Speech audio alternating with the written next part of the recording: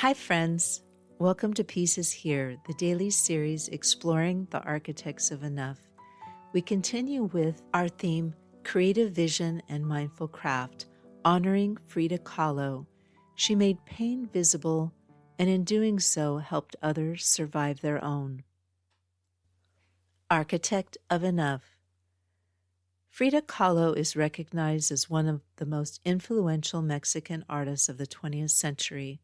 Her work, deeply personal, often surreal, and always honest, reflected the realities of her physical and emotional life. What she kept was not her suffering itself, but the dignity and defiance that grew from it. Her early years were marked by illness and later by a devastating bus accident at 18 that resulted in lifelong pain. During her long recovery, she began painting, initially using a special easel that allowed her to work while lying flat. Her paintings came to defy any tidy category, though often labeled surrealist. Frida herself insisted, "I never paint dreams or nightmares, I paint my own reality." Her works explored identity, pain, love, and the female body with an unflinching honesty that was unprecedented for her time. Her 50-plus self-portraits insisted on being seen, unfiltered, wounded, unashamed. Frida Kahlo kept her story whole even when it hurt to tell it. This radical honesty is the heart of her creative vision and her legacy of endurance. For those new to her work, the illustrated volume, Frida Kahlo, The Paintings, by Hayden Herrera, offers a thoughtful introduction to her art and context. The Enough Reflection. Keep what hurts, not to suffer, but to witness. Frida did not keep her pain in silence. She kept it in paint, in words, in color. She turned it into something that could be seen, and through being seen, perhaps softened. This reminds me of one of the tips from Peace Stuff Enough, the new companion book to One More Year. You can find it and follow the Kickstarter at avaskalfsbeck.com/Kickstarter. Pedro says that she was a fixture in high society and lived with a celebrity muralist, Diego Rivera.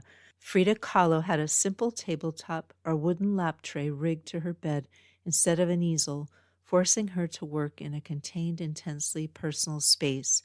While this was due in large part to her physical limitations, she actively rejected traditional artistic tools and the distractions of the art world, proving profound art required only a mirror and self-focus.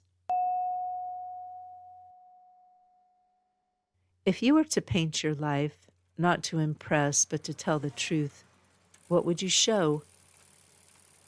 What part of your story deserves to be kept, even if no one else ever understands it fully? Words to keep. In her journal, Frida once wrote a sober truth earned through immense physical struggle. At the end of the day, we can endure much more than we think we can. It reminds us that strength is not about avoiding the difficult, but about maintaining dignity within it. If this daily message has brought you peace, please take a moment to subscribe and share this episode with someone who needs it. That was the life and wisdom of our architect of enough for this episode. If their story has inspired you to seek your own path to less consumption and more contentment, then please step off the treadmill with me. Let's learn from the architects of enough and discover together that for our planet, for our community, and for ourselves, peace is here. To follow my work, including the new book, Peace Stuff Enough, the entire Pedro the Water Dog Saves the Planet series, and the podcast archive, visit avaskalfsbeck.com. That's also where you can find the link to my current Kickstarter. Our music is Dalai Lama Riding a Bike by the talented Javier Peque Rodriguez. You can find links to his music on Spotify and Bandcamp in the show notes. Thank you again. Listen for the peace.